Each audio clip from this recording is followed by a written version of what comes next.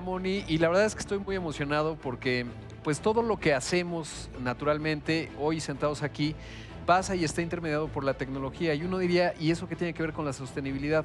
Pues finalmente todo ese procesamiento eh, implica consumo de energía y por lo tanto, pues todo lo que estamos realizando, incluso cuando mandamos un X antes Twitter o cualquier comunicación, pues estamos utilizando justamente un centro de datos de manera indirecta y para hablar de eso te agradezco mucho mi querido Bernardo González, el director de operaciones de QIT Gracias. Services que está con nosotros, porque es un mundo apasionante, además que tú y yo lo platicamos todo Sí, el sí. tiempo, nos mandamos cualquier cantidad de WhatsApps para compartir pues el avance de la tecnología y sobre todo hay mucho hemos hablado de la inteligencia artificial y ejemplos como el de Google con DeepMind que están revolucionando no solo el tema del desdoblamiento de las proteínas y AlphaGo y AlphaFold, etcétera, sino también lo que implica el insumo de los data centers, que finalmente pues es un aspecto fundamental que no es aparente, pero que finalmente contribuye mucho a la mitigación de gases de efecto invernadero.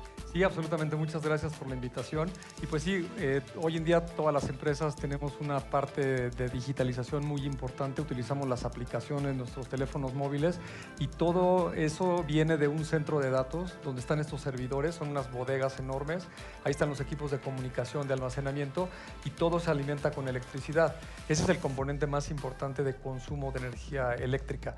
El segundo es que esos equipos hay que enfriarlos. Y estos equipos de enfriamiento también consumen electricidad. Entonces, efectivamente, esta empresa DeepMind, que después fue adquirida por Google, metió algoritmos de Machine Learning, ahora es una práctica muy común en toda la industria, para analizar todas las variables que juegan en un centro de datos. Hay diferentes aplicaciones, diferentes procesos, unos son más intensivos en las noches, otros en los fines de semana, depende del negocio. Y entonces, todas esas variables las analiza un modelo de Machine Learning y con eso puedes llegar a hacer reducciones hasta de un 40% del consumo de la electricidad que tienes en esta parte de enfriamiento, que es muy importante para contribuir a toda la sostenibilidad. Claro, y es bien interesante porque cuando uno ve justamente pues todo este procesamiento y estos racks generan mucho calor. Correcto. Y entre más potentes, por ejemplo, un modelo de lenguaje natural que corra a través de ciertos procesos, pues va a calentar, digamos, el hardware, lo diríamos así. Y es bien interesante soluciones como la de Microsoft, por ejemplo, que incluso ha hecho data centers sumergibles. ¿Cómo es y cómo funciona? ¿Cuál es ahí la aproximación que han hecho ellos? Sí, es bien interesante. Microsoft fue el pionero hace 10 años, creó un proyecto que se llama Natic. Lo pusieron debajo del agua, en el mar, en las costas de Escocia, durante 2 años. Imagínense que es un cilindro como estas pipas de gas o de gasolina, estos trailers. Y adentro pusieron 2 pasillos con 6 racks de un lado, 6 racks del otro. Cada uno de estos racks tiene una capacidad para 40 servidores. También equipos de almacenamiento y tenía adentro sus propios sistemas eléctricos para tener toda la alimentación. Esto se sella totalmente al vacío porque se va a sumergir en el mar. Se saca todo el oxígeno, todo el aire y se le inyecta nitrógeno, que es un gas muy estable que evita la corrosión. Entonces se prende todos los equipos de cómputo, solamente hay 2 entradas, una para la energía eléctrica y otra para la conectividad. Se baja, en este caso, este proyecto lo bajaron más o menos a una profundidad de 35 metros y lo dejaron ahí trabajando durante 2 años. El proyecto fue un éxito total y ahora es una práctica también en la industria que se está replicando. Como siempre, China, muy adelantado, ahora en las costas de Hainan, tiene un proyecto que lo va a hacer aquí 2023 al 2026 para instalar 100 de estos centros de datos en una costa. En 2023 ya instaló 47 de estos y de aquí al 2026 va a instalar el restante. Entonces vamos a empezar a ver este tipo de instalaciones cada vez con más frecuencia, porque también hay otra cosa muy importante. En todo el mundo hay cerca de 1.300.000 kilómetros de fibra submarina, todas estas conectividades que unen los continentes de Europa, América, Asia, y son estas fibras que tienen una gran capacidad de hasta 100 terabits por segundo. Entonces, ponerlo en una costa tiene mucho sentido. Y a tu punto del enfriamiento, el agua físicamente conduce 4 veces más el calor, lo disipa en comparación del aire. Y entonces no necesitas sistemas externos de bombeo, simplemente todo el calor que está generando este cilindro, las mismas corrientes marítimas están intercambiando el calor y es un aspecto muy importante para la sostenibilidad y el planeta, ¿no? Qué interesante y sobre todo porque además no solo es la orientación en términos de la mitigación de la intensidad del consumo energético, porque además tiene mucho sentido económico y algo clave en esta discusión que estamos teniendo hoy es que no es solamente un aspecto de responsabilidad social de las empresas, que sí, pero además tiene un imperativo de negocios muy obvio, ¿no? Porque evidentemente estos data centers en China pues consumirán sustancialmente bastante menos energía por el enfriamiento, porque además es contraintuitivo. Cuando tú tienes que enfriar algo, necesitas un motor que va a generar calor a su vez para extraer el calor que quieres disipar, ¿no? Correcto. Y eso resultaría contraintuitivo que tienes que calentar para enfriar, pero exacto, así funciona. Así funciona, una parte de la energía la consumes. Y fíjate que ya que los pusieron en operación, hay otras componentes bien interesantes, ¿no? Por ejemplo, en términos de seguridad física, hay proyectos que están pensando sumergir estos centros de datos a profundidades, por ejemplo, de 3 kilómetros. Entonces, para que alguien llegue a atacarlos o tratar de hacer algún daño es muy complicado, solamente se podría con sondas. O también en los temas de datos, seguramente mucha de la gente que está aquí en las empresas, hay un tema que tiene que ver con dónde están los datos, ¿no? La soberanía famosa. Entonces, por ejemplo, muchas instituciones de gobiernos quieren que los datos no salgan del país. Y ahí hay un gran dilema, ¿no? Con las nubes públicas, etcétera. Entonces, podrías instalar centros de datos en aguas internacionales, ¿no? Y al estar en aguas internacionales, pues el tema de la soberanía se vuelve muy interesante, ¿no? Qué interesante lo que acabas de mencionar.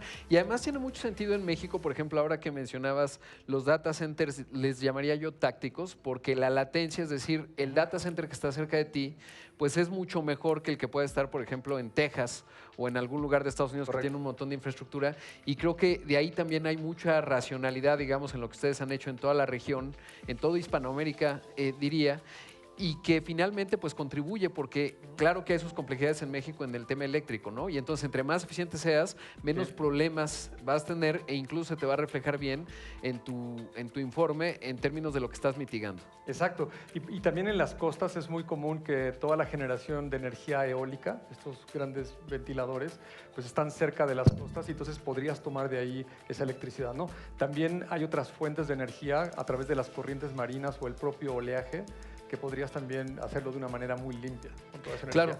Y luego el otro aspecto que, digamos, cuando yo veo estas proyecciones, lo que hace un momento decían Fer y Pascal, en cuanto al verano más caliente que ha vivido la Tierra en los últimos años, y que el objetivo era que el calentamiento global no se incrementara la temperatura hasta 1.5 grados centígrados de aquí a 2050. Ya vamos mal, ¿no? Probablemente vamos a llegar ahí en 2027. Y eso me hace pensar que tendrá que ser la innovación. Y estas nuevas técnicas de cómputo, lo platicamos ahorita, AlphaFold, ¿no? Que es de DeepMind, que desentraña, digamos, desdobla las proteínas, pues probablemente va a llegar por ahí, por la innovación en términos del secuestro de carbono, alguna tecnología que nos permita corregir esta tendencia, pues que es peligrosa para el mundo. Sí, absolutamente. Hay grandes avances en todos esos aspectos. 2023, sin lugar a dudas, es el año donde vemos inteligencia artificial. Finalmente, todos los ciudadanos de a pie, de todas las empresas, lo podemos empezar a utilizar. Y pues hay que aplicarlo en términos de innovación muy importante. Y que además es bien interesante porque de repente se sataniza a los hidrocarburos. Hoy, por ejemplo, Exxon hizo una compra enorme, $60 mil millones de una empresa que se llama Pioneer, que está en Shale, en Shale, en Texas, básicamente, porque los hidrocarburos pues, forman parte de plásticos, en fin, de un montón de procesos no aparentes que van a seguir estando con nosotros. ¿Qué hay con respecto al oil and gas vinculado a la tecnología? Fíjate que hay una empresa súper interesante que se llama Crusoe. Y tienen ellos más o menos unos 5 años con un proyecto. Las empresas que extraen petróleo o gas típicamente extraen 3 cosas: el petróleo, mucha agua y gas natural. El gas natural es lo más difícil de manejar, lo tendrían en el sitio que almacenar y luego ver cómo transportarlo. Y como sale una cantidad muy grande de gas natural, típicamente lo que hacen es quemarlo a la atmósfera. Cualquiera de nosotros ha visto estos pozos de extracción que tienen unas chimeneas enormes y las 24 horas del día tienen una flama. Lo que están haciendo es quemar el gas, que no lo pueden trasladar o vender.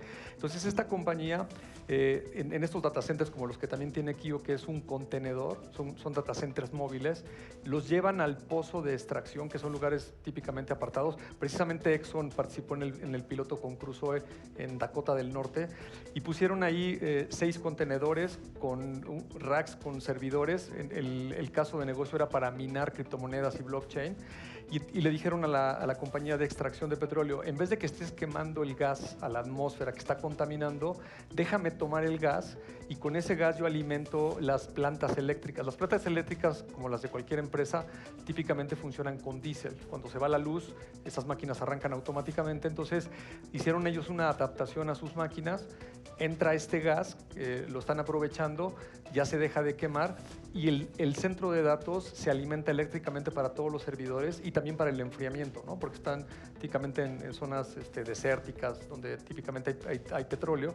Entonces se cierra el círculo completo, ¿no? Estás utilizando energía entre comillas gratis que se iba a desperdiciar, estás dejando de contaminar y por otro lado estás haciendo mucho procesamiento. Inteligencia artificial es otro sector que se está aplicando mucho con toda esta tecnología y también el concepto de la nube.